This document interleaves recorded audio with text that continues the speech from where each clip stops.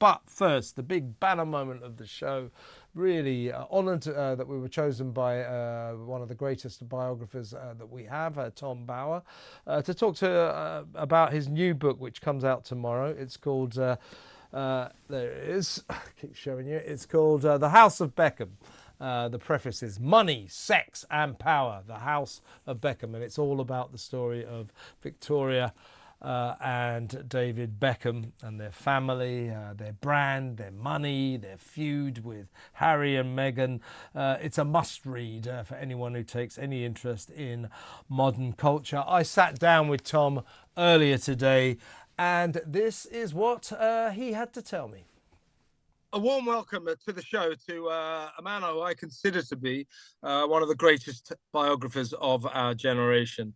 He's written so many books, it's hard to list them. He's written books on Harry, Meghan, Boris Johnson, Jeremy Corbyn, Prince Charles, King Charles as he is now, Simon Cowell, Bernie Ecclestone, and on and on. You name it, he's written books, and they're always bombshell books.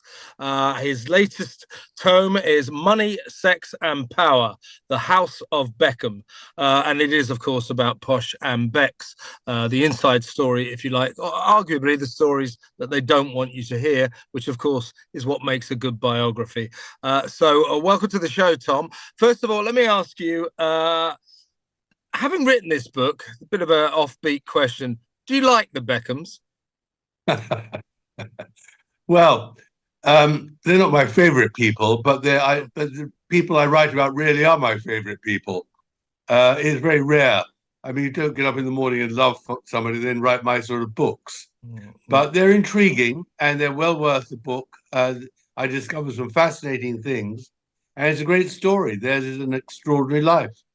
At what point did you realize that this was going to be quite a story? I mean, I think the thing about the Beckhams, if I can put my oar in, is that they're a family. I think they're a loving family. I think they're a loving couple, but they have this extraordinary other strand to their life, that their relationship and their family is their business. And that seems to take precedence over everything else. Is money the power behind the Beckham's story, really? Well, I think it's money and it's a lust for fame and a lust for perpetual glory, but they're very ambitious to be very successful and earn more and more. And the only way they can do that is by dominating the media and manipulating the media, which is why this story is a fascinating story about the media as well, who feel at one time they love the Beckhams, then they hate them because they've been caught being hypocritical. But this is a story, really, what's interesting and why I gripped it was because it's about football, fashion, sex and celebrity. Everything is in the mix. And that's why it becomes such an extraordinary story to research and to write. What do you think the dynamic is between Posh and Becks, between Victoria and David? Because, you know, we know about Rebecca Luce, and your book contains some fascinating details about dalliances he's had with other women, arguably passionate, but they always seem to kiss and make up. Is that because brand Beckham is more important to them than, you know, faithfulness? The image of a good relationship is more important to them than the truth about their relationship. Well, it depends when you're talking about, Kevin. I mean, I think when the loose thing broke, it was a disaster for their relationship. And there's no doubt the divorce was imminent. But then you've got to think about the power and the determination of Victoria, Posh. She was determined, although she thought about divorce, in the end to keep the couple together, because only together could the brand continue. And she persuaded David that his thoughts of divorce and the end of the marriage were ridiculous, that they had to be a couple. And from then on, I think they worked up and down some sort of relationship. Sometimes it's about love, sometimes about friendship, but always about money and always about the brand. And of course, the most important thing I think for both of them, undoubtedly, is the children. They didn't want to bring them up in a broken family. But I think the point about them is that they're so motivated by wealth, they're so motivated by fame, then so motivated to become always be the stars wherever they go, that the relationship is based really in the end on their mutual interests. And that's what makes the story so interesting. And you talk about, or you write about, his, if you like, a kind of an obsession with women. And at his agent's office, some of the women thought that his attitude towards them was a bit creepy. That he was always assessing women. He was often seen, intimately talking to women.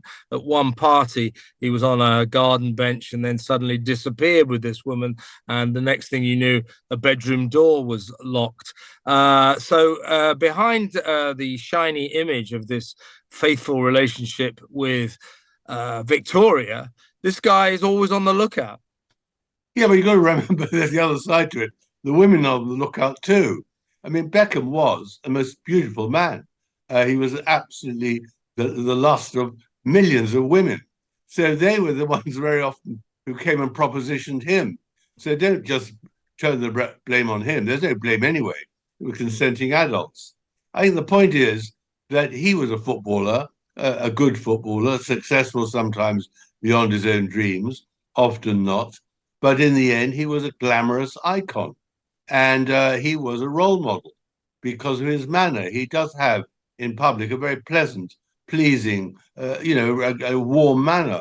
So he could attract anybody who really was in that way inclined. And frankly, he did. And privacy laws prevent me and many others now telling the truth about that sort of role in his life after the Rebecca Loose story. But the truth is that the whole point of the Beckhams is it's about the image. It's about their self-congratulation. It's about, there's no depth in terms of intellectual depth. It is all about them selling a lifestyle.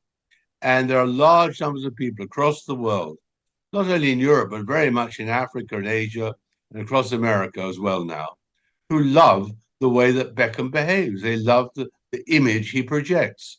And that, of course, is why he earns so much money by endorsing and promoting very famous brands. And away from the camera, away from the spotlight, I glean from your book that he's somewhat different. And so is she. You write about, I think it was 2017, where he went to Glastonbury, I think with one of the kids, was it Brooklyn? And Posh was flying in by a helicopter. And by the time she'd arrived, David was locked in close conversation with this socialite woman. And Posh made it very clear that she wasn't very keen on this situation. And that in the past, her tempestuous response to his dalliances with other women has been to punch him in the face. So there's a big difference between when they're smiling for the cameras, when they're posing for OK magazine at their wedding, for example, and what they do in public. Well, yes, but that's the same for everyone. For most people, most relationships. What's special about Posh and Becks is that they do promote themselves as a loving couple and always holding hands. Invariably, it's her hand gripping his with iron determination. But on the other hand, the point is that in Glastonbury, which was an extraordinary situation, which I got several sources about, she couldn't hide her anger. And he was frankly so inebriated that he couldn't really respond properly. He'd had a few too many and had some long nights. But I mean, the point about their disputes and everything is usually in private. And that's what's so interesting, that when you look, for example, at David's emails, which were hacked in the emails about 10 years ago, they reveal a very, very different person than the man we all got to know and some to love. A man who foul-mouthed, angry, always the thought, very tight-fisted with his money, and furious, for example, that UNICEF wouldn't give him £6,000 for an airline ticket because he'd flown on a private jet. I mean, there's some very ugly parts of Beckham in that, and he does have a temper. But on the other hand, who doesn't? Many people explode. The big difference is that the Beckhams sell themselves as this loving couple. That's why the book does go into the truth about them, which of course many people don't like. And what about his obsession with money? Is pretty much taken as read, always has been obsessed with money. Their whole lifestyle proves that. But what about his other obsession with getting a knighthood, which was somewhat screwed up several years ago when he was revealed to have taken part in a tax avoidance stroke evasion scheme, which apparently struck him off the list for getting a knighthood. He was furious about that. Well, it was a tax avoidance scheme. I don't think he ever thought of evading tax. It was a scheme approved by Gordon Brown. But what my book shows is that it wasn't just the one ingenious scheme that ruled out his knighthood. What is fascinating, and which is told in detail, but a very interesting detail, is how his accountants and lawyers set up a network of 19 companies to run his 40 million pound empire.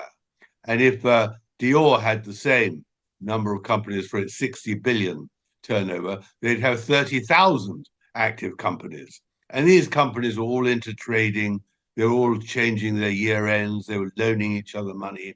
Cash was going up one side and out another. The accountants, frankly, were out of control. It got to such an extraordinary state, Kevin, that my forensic accountant, in the end, said this is so opaque, he had a headache trying to understand it. But one thing he did discover is that the German tax authorities had withheld £9 million of Becks's money, and he couldn't find it.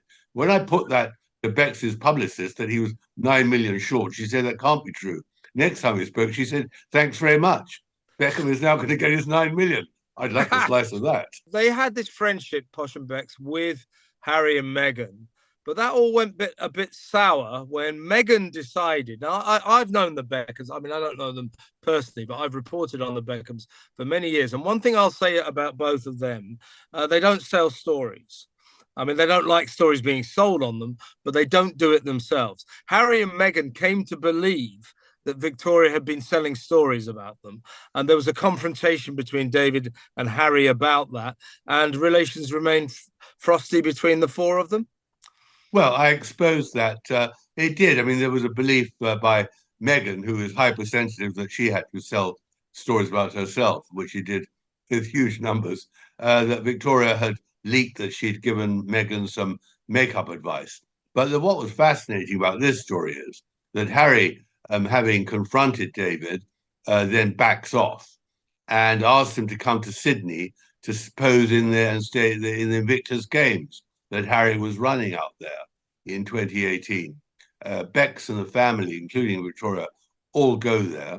Victoria on the way crying her eyes out because Beckham had said in an interview that the marriage with her was hard and complicated. And then when he gets to the stadium in Sydney, Harry snubs him, refuses to meet him. And Becks is absolutely puzzled, having gone literally all around the world to meet him, and discovers that Meghan doesn't want any photographs of her and of him and Becks and Posh in Sydney, which will deflect attention from herself. So that went down pretty badly as well.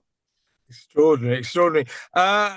In terms of people that you've investigated, that you've written books on, you know, obviously you have different responses from people. I always remember Simon Cowell kind of, I don't know what your response was, but he kind of pulled the rug from beneath your feet by saying, right, well, spend a year with me. Come with me everywhere I go. I will totally cooperate. So that was one way that one of your subjects responded to your interest, but mostly you don't get such cooperation. So in terms of the reaction and the way the Beckhams have responded throughout your project, how do they rate? Have they been very resistant? Have they been aggressive? Or have they been friendly? Well, they've been very resistant. They've done their best to make sure that no one talked to me, which failed. Their lawyers have issued all sorts of threats to the publishers to get the book pulled and not printed and all the rest of it. And they've been pretty aggressive. But I must tell you about Simon Cowell. I did go around the world with him many times for a long period. But I got 8 front pages of the Sun newspaper out of the story. I didn't hold anything back. And Cowell himself was very, very embarrassed and annoyed, although we made up. So, you know, even if you cooperate, you don't get any favors. But the Beckhams have done their best to stop this book, and unfortunately they failed. Did you ever get to speak to either of them directly, or was it just with their people? No, I didn't, and nor did I ask, actually, because I knew they'd say no. The point about the Beckhams is they only give interviews to people who they completely and utterly can control. And they always say the same things or nothing at all. So it was a pointless exercise asking them whether they talk to me. Why, if you know the result, why bother to ask?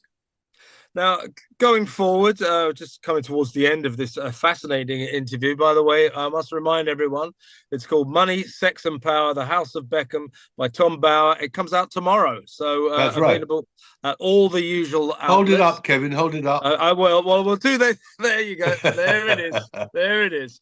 I intend to read it, by the way. Going forward, how do you see their relationship developing? Will it stay the same? Do you think they'll ever split up, or will the great god of money keep them together? Well, they won't split up. No, not now. And we haven't talked about it, but he's landed on his feet in Miami. He found a billionaire to bail him out and build a very successful football team down there. And he'll get a good slice of the money there, although he only owns 10% of the club. And Posh is sort of running her loss-making fashion business, which he subsidizes. Children are getting older and marrying off. No, they'll be together the rest of their lives, I'm sure.